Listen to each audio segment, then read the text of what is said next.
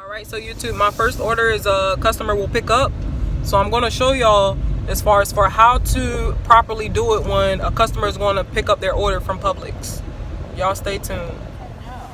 Wait. I have to do it again? Yeah.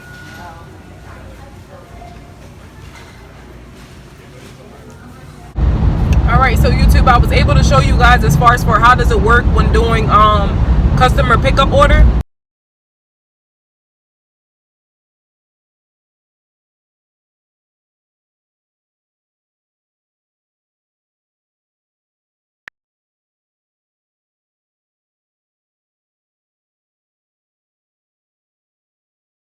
I had to grab something to drink, y'all. It is hot out here. You hear me?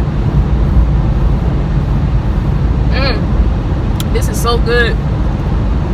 Alright, so basically, when watching the video, depending on how many items they get, now I'm not gonna lie, the person I had a lot of items, but I did learn something. So I printed out 6 labels. However many labels you print out, that's however many different positions should be for the shelves. So meaning as in what I tried to do was I printed out 6 labels, so I tried to keep everything near each one. So I was like, okay, D1, that's for the shelves for like the pantries. I was like, for D1 I put both of the bags up there. For the freezer I only had 1 bag to put in there, so I put that in there. And for the refrigerator I had 2 bags, but I put them on the same level. And I tried to press next to continue, and the thing was like, you had your number of locations do not match the number of labels that you print out. So I printed out 6 labels. So what I ended up doing, actually I had like 3 different packages that was in the pantry area. So what I ended up doing was, if you guys notice, I had 3 different Mountain Dews. I had put a package on there. Alright, so y'all, I had it right, but I had a phone call coming. Alright, so yeah, so basically what you gotta do is, if say for instance how I printed out 6 labels, what I had to do was basically rearrange it on each one so they don't have to always be on the same shelf. So if D1 is hooking up, you gotta either pick out a D2, D3, or D4. That's how you gotta do it. If C2 is hooking up, you gotta pick out a C1, C3, C4, stuff like that. So I had to make sure I did all that, and then when you're done, then it's gonna go to next, and it's gonna generate you to take pictures. What I did was I took pictures of each bag, and then you then go ahead and complete it, and that's how that one works. So I just wanted to give you guys the advice as far as from when handling those type of packages. Sorry, y'all, I'm so thirsty. I'm gonna do Instacart a little bit more today as well too, but I'm waiting for the sun to go down because y'all, it's hot out here, and when it's hot like this, it drains you. But not only that, it's so busy inside of Publix, and I don't like shopping like that when it's busy like that. It's like you can't even get nothing. You gotta keep saying excuse me, pardon me.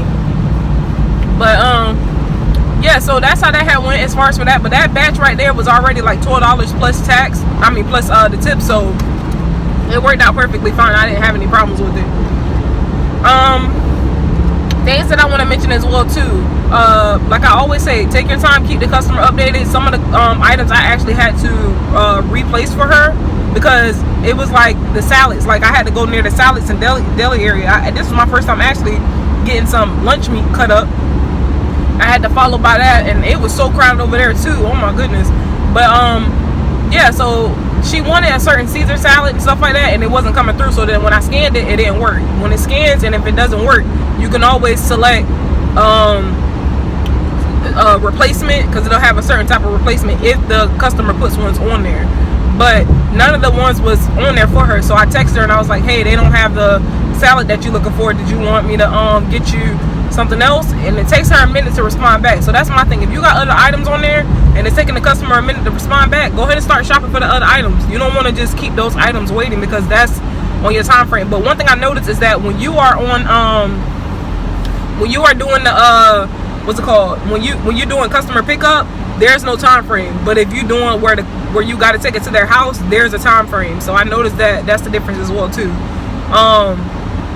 But either way, this is a quick shift as far as for right now. Like I said, I feel like the best times to pretty much do Instacart is early in the morning where there's no traffic, and do it in the evening time. And what I mean as in the evening time, like around like 5:30, almost around that time. I usually say 4:30, but it's the weekend, so you know people out and about. But yeah, I will probably do it around that time. But that's pretty much on how that's gonna go. But hopefully this video will be able to help anybody out that's want to know as far as for how does it work when handling the customer's order when they're doing pickup. Like I said, the more items, the more you gotta scuffle around.